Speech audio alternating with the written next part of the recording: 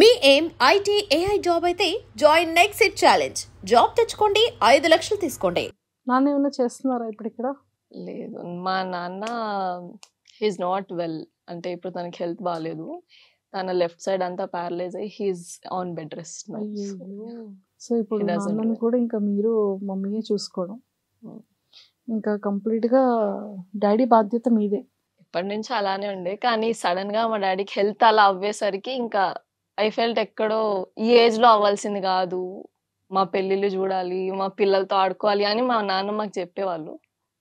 అదంతా తిరుగుద్ది ఇప్పుడు ఆయనను చూస్తే. Somewhere father is a father కదా, హెల్త్ ఖరాబ్ అయితే cannot take it in this age అని నాకు తర్వాత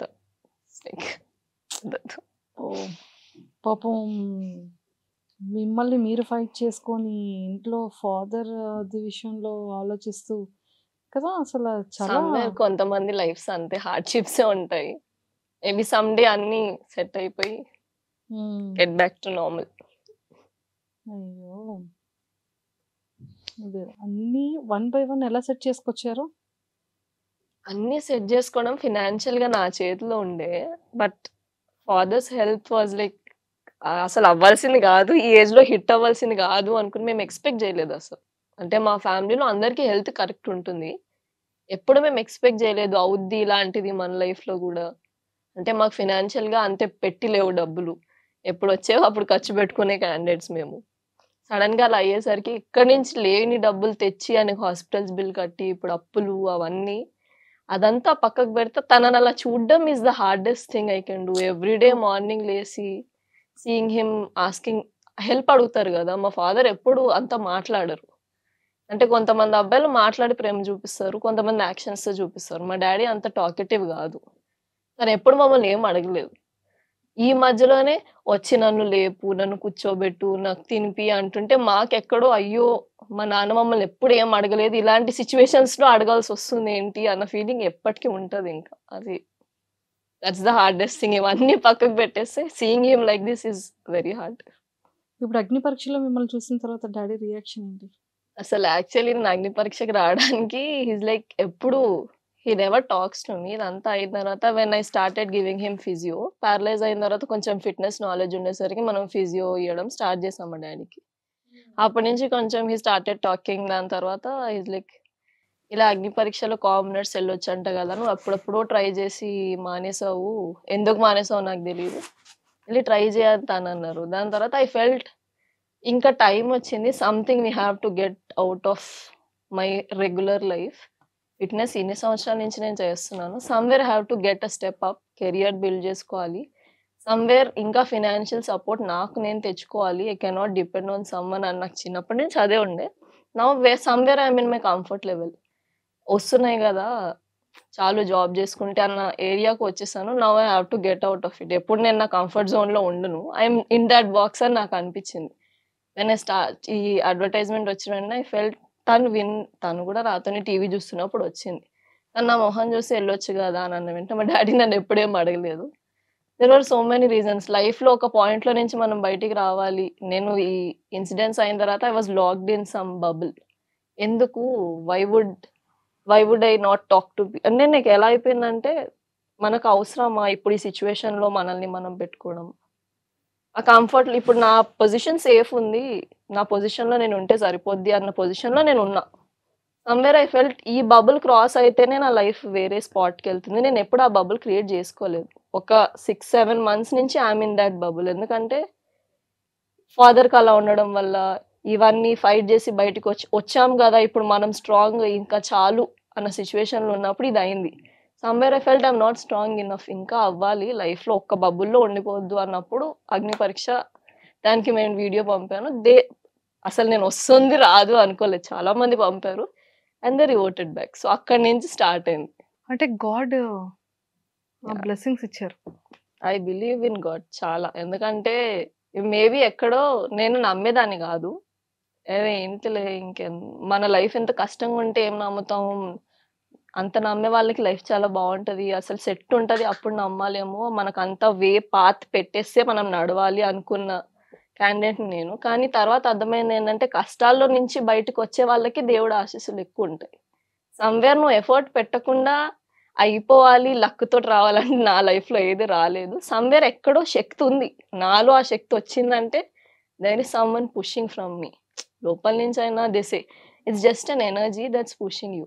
ఆ ఎనర్జీ ఎక్కడి నుంచి ఫీల్ అవుతామో మనకు తెలియదు, కానీ ఆ పుష్ లేకపోతే నేను ఇప్పుడు ఇక్కడ ఉండేదాన్నే కాదు. I truly believe in God. నేను ఎప్పుడైనా ఎవరికి ఏం షేర్ చేసుకొని పొజిషన్స్ ఉన్నప్పుడు, ఐ ఫెల్ట్ చాలా లో ఉన్నప్పుడు టెంపుల్కి వెళ్ళి కూర్చొని ఏడ్చి అన్నీ అయిపోయి సెట్ అయ్యి బయటకు వచ్చిన రోజులు చాలా ఉన్నాయి. ఫ్రెండ్స్కి కూడా చెప్పుకోలేనివి, ఫ్యామిలీకి కూడా చెప్పుకోలేనివి వెళ్ళి టెంపుల్లో చెప్పుకొని అన్ని సెట్ అయిన తర్వాత బయటకు వచ్చినవి చాలా ఉన్నాయి. సో సమ్వేర్ దేవుడు అనేటోడు ఉంటాడు. మనం నిజాయితీగా ఉంటే లైఫ్ వెళ్తుంది. టైం పడుతుంది, మేబీ ఆ టైం రావాలంటారు కదా, ఆ టైం వస్తుంది. Will go and hit that spot. Super strong women. ఇంక ఏడవకూడదు. ఎస్, అంటే మీది ఎంత హార్ట్లో ఎంత పెయిన్ ఉంటే ఎంత బరస్ట్ వస్తుంది, అది అర్థమైంది. ఎంత ఓపెన్ గా never talked about all this. ఇంత మాట్లాడుతుంటే now my emotions are getting out. నేను ఎప్పుడు ఎవరితో నాకు ఇవి జరిగాయి ఇది అని చెప్పలేదు కదా, సడన్ గా చెప్పడం అలవాటు అవుతుంది. ఇప్పుడే ఇది అలవాటు అవుతుంటే నాకు తెలియకుండా నేను ఏడుస్తున్నా. యాక్చువల్లీ ఇప్పుడు ఇదంతా అయిన తర్వాత మాతో ఒక డాక్టర్ కూర్చుని నీకు మెంటలా, నువ్వు కరెక్టే ఉన్నావా అని ఫిజియో ఒకరు చూస్తారు, సైకలాజికల్ టెస్ట్ అవుద్ది. తను మొత్తం నాతో మాట్లాడిన తర్వాత గంట తర్వాత మీరు వెళ్ళి థెరపిస్ట్తో మాట్లాడండి, మీరు మాట్లాడట్లేదు అసలు, అన్ని లోపల పెట్టుకుంటే సరిపోదు, మాట్లాడగలరు మీరు మనుషులతోటి అంటే వెళ్తే నేను మాట్లాడినా. యాక్చువల్లీ అన్ని లోపల పెట్టేసుకుని దానిలో నేను స్ట్రాంగ్ అయిపోతాను, కానీ చెప్పను అసలు. పీపుల్కి తెలియదు, చాలా తెలియదు నా గురించి. ఫినాన్షియల్గా స్ట్రగుల్ అయినటువంటివి ఫినాన్షియల్ గా అంటే లైక్ పేరెంట్స్ చూసుకోవాలి, అక్క చదువుకుంటున్నారు, అక్క ఎడ్యుకేషన్, మీరు చిన్నప్పుడే ఎడ్యుకేషన్ చేస్తూ దీంట్లోకి వచ్చారు.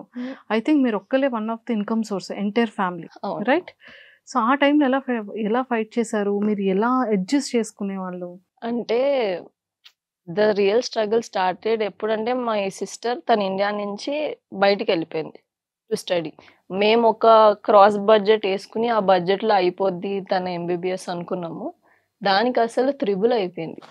సమ్వేర్ మా మదర్ కూడా చాలా అప్పులు చేసేసి అన్నీ అయిపోయేసరికి ఇంట్లో ఇంకా సోర్స్ లేదు. My mom is house wife, మా ఫాదర్ ఆ సిచ్యువేషన్లో లేరు, వర్క్ చేసే సిచ్యువేషన్. సమ్వేర్ ఇంట్లో ఎవరో ఒకరు should come out and do the work, లేకపోతే ఇల్లు నడవదు అసలు. అప్పుడు నా చేతిలో ఉన్నది డాన్స్. నేను అప్పుడు 6th క్లాసే, no one will give me a job for that education. అక్కడ నేను ఎక్కడెక్కడో చిన్నగా ఈవెంట్ స్టార్ట్ చేస్తూ దాంట్లోనే నేను కెరియర్ బిల్డ్ చేసుకుని దాంట్లో 8 years డాన్స్లో పెట్టినప్పుడు సమ్వేర్ నాకు ఇప్పటికుంటుంది దాని మీద గివప్ ఇచ్చేసాను. ఒక చిన్న ఇన్సిడెంట్ జరిగింది, దాంట్లో నుంచి బయటకు వచ్చేసిన I never went back to what I started. ఎక్కడ నేను దేన్నైతే వదిలేసానో దాన్ని వదిలేసి మొత్తానికి లైఫ్ మొత్తం డైవర్ట్ చేసేసుకున్న ఇన్సిడెంట్ తర్వాత అని అనిపించింది నాకు. బట్ సమ్వేర్ ఆ స్ట్రగుల్ లేకపోయి ఉంటే ఈ మెచ్యూరిటీ కానీ ఇది వచ్చేది కాదు నాకు. Somewhere that help me a lot. లైఫ్లో రూపాయికి వాల్యూ తీసి పెట్టమంటే I can do that because I know.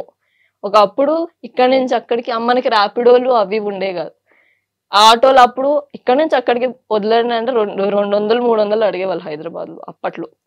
అది కూడా ఎందుకు కట్టడం, మనం నడుచుకుంటూ వెళ్ళిన రోజులు, లేకపోతే ఇప్పుడు ఫుడ్ తింటే 200 ఎందుకు మనకి, వెళ్ళి పడుకుంటూ అయిపోద్ది కదా, అలాంటి సిచ్యువేషన్స్ చూసాను నేను హైదరాబాద్లో. ఫుడ్ తినకుండా అది కాదు అసలు, మా అమ్మ కూడా అంత సిచ్యువేషన్స్లో ఉన్నప్పుడు కూడా మా అమ్మ ఎప్పుడు నన్ను ఇంకొంచెం సంపాదిరా సరిపోద్దేమో అని అడగలేదు.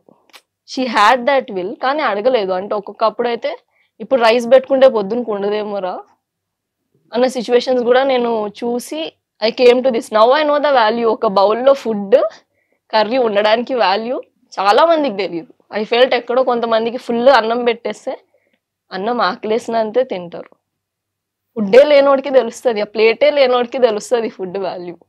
సమ్వేర్ అవన్నీ తెలుసుకోవడానికి స్ట్రగుల్ లేకపోతే నాకు తెలిసేది కాదు. Because my mom was from a rich family, మా ఫాదర్ కూడా మంచి ఫ్యామిలీ నుంచే. They came out of that because their love marriage వల్ల no family was supporting them.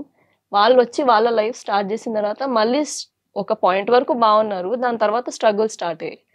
Somewhere ఇదంతా అవుతుంటే మై సిస్టర్ వాజ్ లైక్, తను కూడా వదిలేసి వెళ్డు అన్న పొజిషన్లో ఉన్నా కూడా my mom never asked us కి వదిలేసి వచ్చేసారా ఎంబీబీఎస్ కష్టం అవుతుంది ఇంకా పెట్టలేకపోతున్నాను నేను అని మా అమ్మ ఎప్పుడు అనలేదు. అండ్ సమ్వేర్ మాకు కూడా అనిపించలేదు, ఎందుకంటే తను అయినా బిల్డ్ అయితే మా లైఫ్ బిల్డ్ అయిపోద్ది అన్న పొజిషన్లో మేము ఉండే. అంటే doctor is a very long going thing, ఇప్పటికీ చదువుతూనే ఉంది తను. But this all help me to get stronger.